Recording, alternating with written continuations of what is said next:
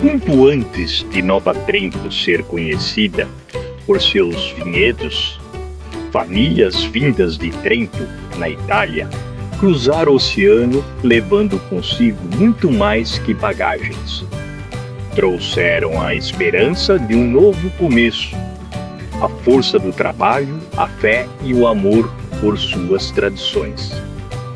Em Nova Trento, transformaram a terra em lar e preservaram os valores que atravessaram gerações. Entre esses pioneiros estava a família Girola, que plantou não apenas uvas, mas também um legado de dedicação, tradição e o amor pelo vinho.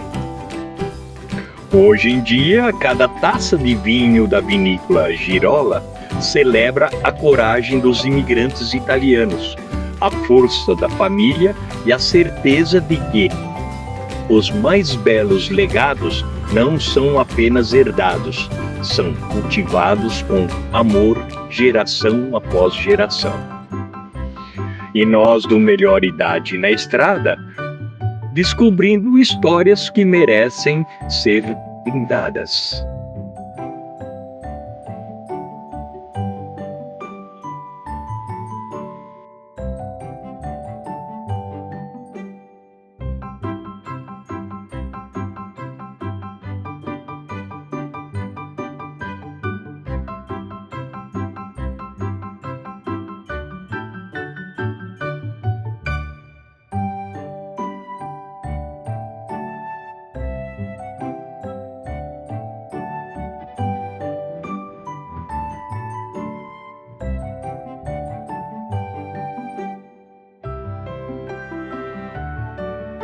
Bom dia pessoal, tudo bem? Meu nome é Cássio, eu sou guia aqui da Vinícola Girola. Hoje eu vou levar vocês para conhecer um pouquinho da nossa vinícola, mas antes a gente sempre conta um pouquinho da história da família, que se reflete através desses quadrinhos aqui. A história da família ela se baseia na imigração italiana, que aconteceu lá em 1875, onde a Europa ela passava por uma revolução industrial. Chegava muita máquina, muita tecnologia e pessoas que viviam da agricultura, elas acabavam tendo a sua mão de obra substituída por máquinas. Então essas pessoas viram no Brasil um novo recomeço. Assim que eles chegaram aqui, eles resolveram batizar essas terras em homenagem à sua terra natal, pois eles vieram lá de uma província do norte da Itália chamada Trento, e eles batizam aqui como Nova Trento, simbolizando um novo recomeço, uma nova partida. O Sr. Jacinto Girola ele vem no meio desses imigrantes e ele traz com ele também toda a sua cultura. Ele plantava uva, fazia vinho lá na Itália e ele quis continuar fazendo isso no Brasil também. Porém, ele nunca pensou em vendas. Ele só fazia esse vinho mais para amigos, familiares, para ele mesmo. Porém, essa cultura ela passa de geração para geração e chega até no neto dele, que é o Seu João. O Seu João, pessoal, ele é a terceira geração da família no Brasil e ele teve muito apoio da dona Gioconda, sua esposa, e os dois eles decidem começar a vender esses vinhos, pois eles viram ali uma fonte de renda extra. Eles iniciam nessa casinha de madeira. Toda a parte de fabricação e venda desse vinho acontecia nessa casa, onde no porão eles fabricavam esse vinho e vendiam na porta da casa do casal, que era o mesmo local onde a gente tem a empresa hoje. Esse vinho eles armazenavam lá naqueles jarrinhos de vidro, pessoal, das duas prateleiras de cima. Então, de uma forma bem colonial, bem artesanal, esse foi o início da Vinícola Girola. Seu João e Dona Gioconda eles tiveram 7 filhos, dos 7 apenas um, o seu Laércio. Ele decide ajudar o pai dele a trazer algumas melhorias, ele queria expandir e modernizar um pouco mais essa vinícola. Então o Laércio, lá em 87, ele já ajuda o pai dele a trazer algumas melhorias. Os primeiros barris de madeira que tinham em torno ali de 1000 litros, o que para a época já era algo bem grandioso. Um tempinho depois dessa data, lá em 91, acontece a beatificação da Madre Paulina, um estudo em cima dos milagres dela para tornarem ela santa mais tarde. Então a beatificação ela acaba trazendo o turismo religioso para a cidade de Nova Trento. Muitas pessoas que vinham para cá conhecer o lugar onde a Madre Paulina viveu, elas também acabavam parando aqui na vinícola para experimentar os nossos vinhos. Então as vendas elas começam a alavancar a partir daí. Então lá em 95, o Seu João e o Laércio eles decidem abrir a primeira lojinha para receber esse público, Uma lojinha bem simples, um balcão, alguns garrafões. Com a primeira lojinha começa a vir também os primeiros maquinários. Aqui a gente tem uma máquina de envasar garrafão, que na época se vendia muito mais. E a gente também começa a trazer os primeiros rótulos, as garrafas começam a ganhar uma identidade. E os barris, é claro, vão ficando maiores também, né? De 22 a 30 mil litros. Então, depois da beatificação, as coisas já estavam fluindo bem. O seu João e a dona Gioconda resolvem se aposentar. O Laércio, então, em pé na foto, ele com a esposa dele, Tânia Girola, decidem continuar, né, toda essa trajetória, enfrentando ali desafios diários, mas lá em 2002 acontece a canonização. Padre Paulino se torna santo em 2002. Então, esse número de turistas ele cresce ainda mais na cidade, fazendo com que as vendas também só acompanhem. Aqui está o resultado, ó. A loja da beatificação e a loja da canonização são totalmente diferentes, né, devido a esse aumento, né, esse crescimento aí do turismo. A família tem gratidão com o Santuário Madre Paulina porque é o turismo religioso que proporcionou também todo esse crescimento. Os nossos fundadores, né, são falecidos, infelizmente. O São João ele faleceu em 2022, 94 anos, ele gostava muito de tomar um vinho Caná, como tem uma tacinha na mão dele ali. A dona Gioconda faleceu em 2025 com 89, tá? Então hoje é o Laércio que dirige a vinícola com a esposa Tânia Girola e os filhos que já são a quinta geração. Então os meninos já são todos envolvidos aí com a vinícola também. Essa foi uma parte da nossa história, agora a gente vai conhecer os setores onde a gente pode filmar, né? E ali a gente vai esclarecendo as dúvidas para vocês.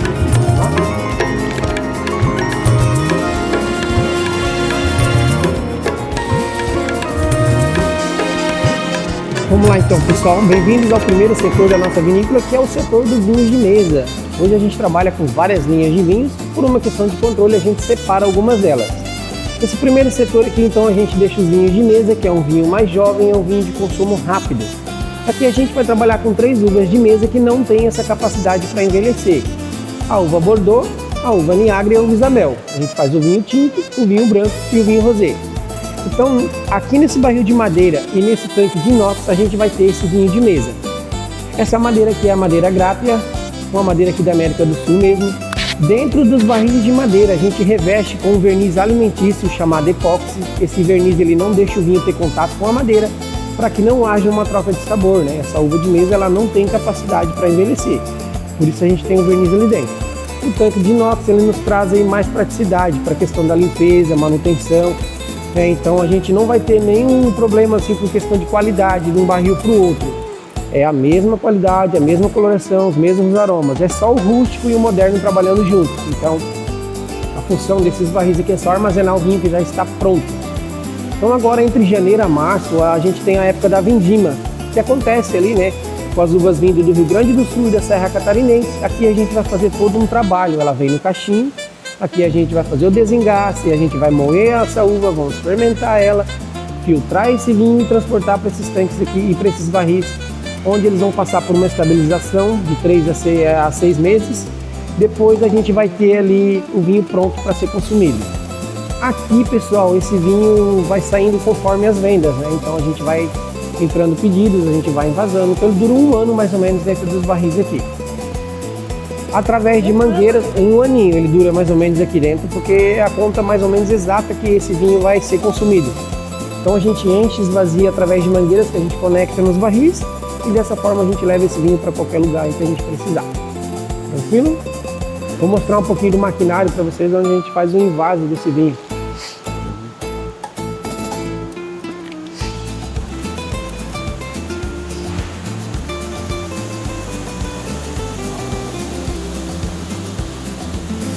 Aqui a gente vai ter o menor barrilzinho de madeira que a gente tem, né, o de 22 mil litros, lá da época da beatificação, né, quando as coisas começaram a dar certo, a gente preserva esse barril até hoje. Ele tem uma vedação um pouquinho diferente, né, mais rústica, né, e esse aqui é o maior de madeira com 108 mil litros de capacidade. Então são o menor e o maior com 108 mil litros. Através de mangueiras que a gente conecta aqui nesses barris, né, a gente leva esse vinho para a sala do enólogo, onde ele vai passar por um processo ali, né, para receber os conservantes. Se for um vinho suave, vai receber o açúcar, e esse vinho ele vai cair ali no maquinário, onde a gente vai fazer um invase, né? Aqui acontece um invase de maneira automática. Vocês podem perceber que o maquinário ele começa ali nas mangueirinhas rosadas e termina lá na esquerda. As etapas vão acontecendo automaticamente, né? Então a gente vai limpar as garrafas, encher ela com o vinho. Aqui a gente vai vedar ela, que pode ser com a rolha ou com a tampa de rosca, e lá no finalzinho a gente vai fazer uma parte de rotulagem. Como vocês podem notar que as etapas são totalmente automáticas, o menino mais observa o maquinário ali do que coloca a mão. Capacidade de produção desse maquinário é de 3 a 6 mil garrafas por hora, então a gente não tem necessidade de deixar esse maquinário ligado 8 horas por dia, nem todos os dias. Eles são ligados aí de acordo com a demanda da empresa, né? Então vai saindo vendas, a gente liga e vai produzindo a quantidade que precisa ali. Tranquilo? Vou mostrar então para vocês agora a nossa outra linha de vinhos que a gente trabalha. Além dos vinhos de mesa, a gente também trabalha com uma linha de vinho fino. Então a gente vai conhecer esse setor agora. A gente vai seguir aqui para vocês acompanhar o restante da produção e lá a gente vai continuar.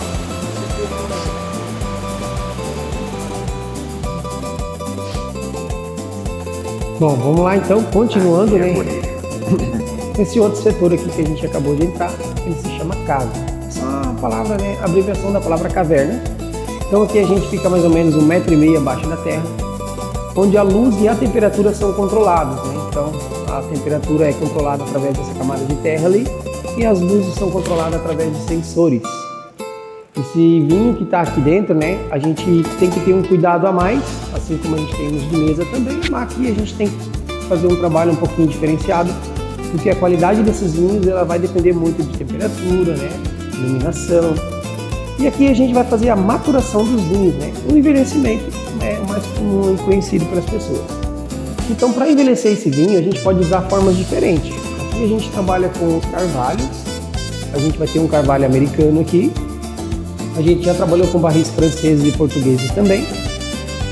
Esse barril aqui, ele não tem verniz por dentro igual tem no barril de madeira lá fora. E vai ocorrer a troca de sabor, né, entre vinho e madeira, porque aqui a gente está falando de uvas como Merlot, Malbec, Cabernet Sauvignon, Taná e também o Teroldego. Então, essas uvas elas têm uma estrutura que permite ali, né, a melhoria desse vinho com o tempo, diferente do vinho de mesa. Esse barril ele pode ser usado no máximo 5 vezes. Depois desses 5 usos a gente vai ter que vender ele para alguma cachaçaria, então para o vinho ele não é tão interessante mais, né? A gente pode produzir vinhos reserva e gran reserva nesses barris, depende do período que ele vai passar aqui dentro. Se ele ficar 1 ano já é um vinho reserva, se ele passar 18 meses a um pouquinho mais já é um vinho gran reserva. Então a gente já tem esses 2 vinhos ali para venda. A gente também trabalha com o método de envelhecimento na garrafa. Nas doquinhas aqui vocês vão... Nas garrafas a gente também faz um processo de maturação, onde ele vai passar de 1 ano e meio, né, a quase 2 anos na própria garrafa. É claro que o vinho envelhecido na garrafa e o vinho envelhecido no carvalho eles vão ter notas diferentes, né? Do carvalho vai trazer notas mais amadeiradas, notas mais aromáticas, pode trazer um pouco de baunilha, frutas vermelhas, né? Então a gente tem ali estruturas, né, de recipientes diferentes que vão trazer aromas diferentes.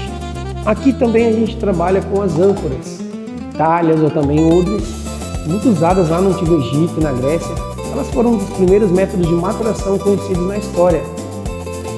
A gente também geralmente produz aqui nessas ânforas microlotes de vinhos e de edições limitadas. A gente tem sempre um lote que vai sair de 200 a 250 garrafas e a gente escolhe um tipo de uva específico para trabalhar dentro delas. Então são edições ali que entram na nossa linha de vinhos criativos, que se chama Salvanel.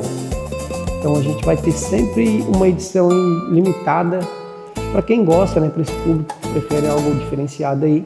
Sempre está saindo coisas, né, relacionadas aí à edição exclusiva para as pessoas. Então as ânforas estão na atividade hoje. Nas ânforas ela dá que diferença em relação ao carvalho vai puxar sempre o madeirado. E no caso das ânforas? Nas ânforas, o último vinho que a gente produziu aqui foi o Moscato de Alexandria.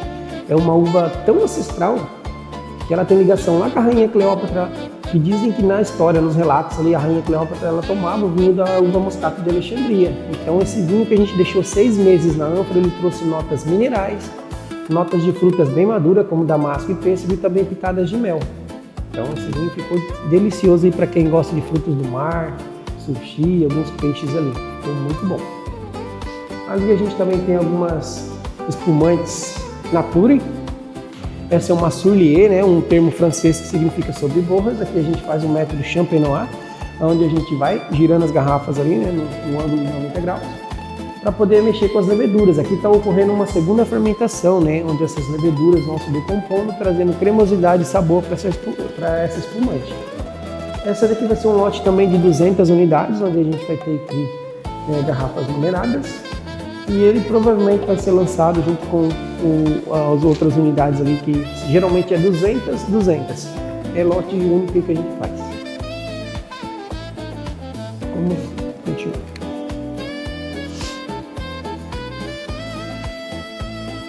Cada doquinha a gente tem um tipo de uva, né? A gente vai ter Chardonnay, a gente tem Merlot, outra vai ter Moscato, a gente vai ter Cabernet Sauvignon, Malbec, Taná. Então, os que estão em pé já estão prontos, os que estão deitados ainda estão passando por um processo de maturação. Depois a gente leva lá para rotular esse vinho quando ele passa esse período aqui envelhecendo. Esses são armazenados nos tanques de inox. Esses vinhos aqui ele passa um tempo no tanque e depois ele vem para a garrafa para poder fazer essa maturação. Aqui a gente tem toda a nossa linha de rótulos, né?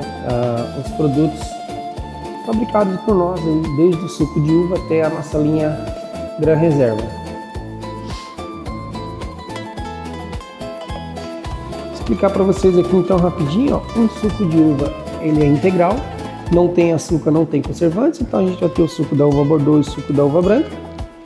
Como eu disse para vocês, ambos os dois sem açúcar e sem conservantes, então uma opção saudável para quem não toma nada com álcool. Os vinhos de mesa são esses daqui, ó. Tinto, branco e rosé. Um vinho mais jovem, né? Aquele vinho de consumo rápido, os vinhos que a gente conheceu lá no primeiro setor. Então, a uva Bordeaux a gente faz o vinho tinto, a uva Niagara a gente faz o vinho branco e a uva Isabel nós fazemos o vinho rosé. Aqui a gente vai ter o vinho seco, demi-seco e suave no tinto, né, da uva Bordeaux. O demi-seco é um intermediário entre o suave e o seco, seria um vinho com um pouco menos de açúcar, que ajuda a pessoa a fazer a transição, né? Se ela gosta de vinho suave, quer começar a tomar o vinho seco, ela vai para o demi para ir adaptando o paladar e logo ela consegue tomar o vinho seco ali. Aqui a gente vai ter uma linha de cooler, que seria vinho branco com o suco da fruta. Essa bebida aqui ela vai ter em torno de 5% de álcool, ela é mais leve, então dá para fazer um drink, um coquetel, até mesmo tomar purinho gelado. O abacaxi, o pêssego, o morango, o maracujá e o maçã verde são os 5 sabores que a gente tem até o momento, né? Aqui a gente vai ter a versão gaseificada, então a gente vai ter o cooler sem gás e o pequenininho gaseificado, trazendo aí uma lembrança de um keep cooler, de uma ice. É muito gostoso, é bem refrescante. Os sabores são os mesmos, aqui a gente só tem o de limão no lugar do abacaxi. Chopp de vinho, nosso sucesso de vendas, o chopp de vinho branco e o chopp de vinho tinto. Então aqui é a cerveja por malte com o vinho de mesa. Esse aqui é um sucesso de vendas. O branquinho ele tem uma leve sensação de ser uma espumante quando a pessoa experimenta pela primeira vez. E o nosso tinto ele é um pouquinho mais encorpado, é muito gostoso, tanto o branco quanto o tinto. Aqui a gente tem a linha do quentão. A gente hoje trabalha com duas versões, né? O quentão com álcool e o quentão sem álcool. O quentão com álcool, pessoal, ele é feito com o tinto suave, ele já tem cravo, canela e gengibre, então é só aquecer e tomar. O quentão sem álcool ele é feito com o nosso suco de uva, com cravo, canela e gengibre também, só aquecer e tomar. Então a pessoa não vai precisar fazer mais nada além de aquecer esse no micro-ondas, numa panela, no fogo ali, ou numa chaleira elétrica. Finalizando o quentão, aqui a gente inicia na nossa linha de vinhos finos e elas recebem nomes diferentes porque sempre faz alguma referência à Itália, né, à cultura, alguma crença. Então a primeira linha de vinhos finos que a gente tem aqui, ó, se chama La Partenza, que é uma palavra em italiano que significa a partida, né, um novo recomeço. Então foi uma homenagem aos imigrantes que partiram lá da Itália aqui para o Brasil. Na linha La Partenza a gente vai ter os frisantes, que seria o branco suave e o rosé suave gaseificados artificialmente. A gente trabalha com espumante Moscatel e Abrute. A Moscatel branco e rosé são as mais docinhas, são gaseificadas naturalmente. E a Abrute a gente vai ter ela seca. Vinho branco a gente vai ter duas versões hoje, que seria o Sauvignon Blanc e também o nosso Chardonnay. Tem chips de carvalho, trazem um gostinho ali amadeirado, porque ele teve um leve contato ali com os gravetinhos do carvalho. Os vinhos envelhecidos na garrafa aqui, ó, Merlot, Malbec, Cabernet Sauvignon e Taná, São os vinhos que a gente viu ali na doquinha, que passam em maturação de 1 ano e meio até 2 anos. Na garrafa. Isso, na própria garrafa. A segunda linha de vinhos finos que a gente tem se chama Sáltaro. Então essa aqui já é uma linha de vinhos reserva que passaram 1 ano dentro do carvalho americano. Mas por que Sáltaro? Porque Sáltaro é o nome de um guerreiro, um vigilante, que protegia as parreiras de uva lá em Trento, na Itália, né? Então esse guerreiro, ele era encarregado ali de não deixar nenhuma pessoa, nenhum animal danificar aquela plantação. Por isso que a gente tem aquela armadura lá atrás, simbolizando aí esse guerreiro, né? Esse vigilante. Então os vinhos reserva são vinhos mais aromáticos, mais amadeirados, trazendo aí notas de baunilha, fruta vermelha, tostada. Pode trazer várias notas dependendo aí de paladar para paladar. Então a gente vai ter aqui o Merlot, o Cabernet Sauvignon e o Tannat também. Por último, a gente tem o nosso Gran Reserva, que seria um vinho feito com a uva Teroldego. Essa uva ela é de origem italiana, encontrada lá na região de Tirol, em Trento, na Itália. A gente conseguiu fazer 1.200 garrafas desse vinho, né? É uma uva bem difícil de ser cultivada aqui no Brasil, então a gente trouxe aqui uma edição de 1.200 garrafas, onde elas são numeradas e tem a assinatura do enólogo William Girola. É um vinho bem encorpado, uma uva que traz notas de frutas negras como amora e ameixa. O poder de guarda dele é de 20 anos. A gente trouxe aqui rótulos colados manualmente, né, contra rótulo. A gente fez aqui uma vedação de cera, onde essa cera, né, a gente derrete ela, a gente mergulha essa garrafa, ela escorre, a gente coloca o carimbo em cima das Gran Vivanes. Gran de Gran Reserva e Vivane, que são fadas.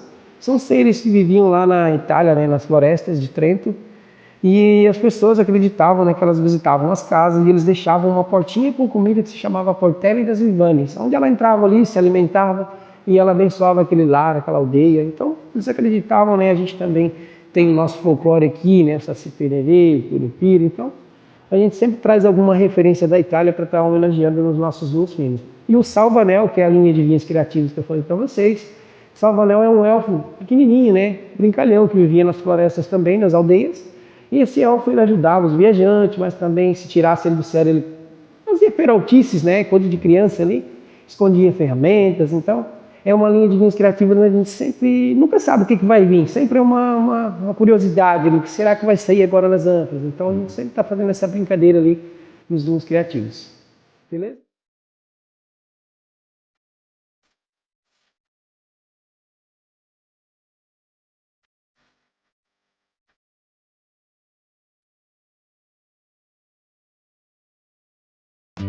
Melhor idade na estrada, venha de carona com a gente explorar as belezas do Brasil. Em nosso motorhome, o guerreiro, explorar as belas trilhas, rios e cachoeiras, as maravilhas da natureza. Venha viver a vida conosco.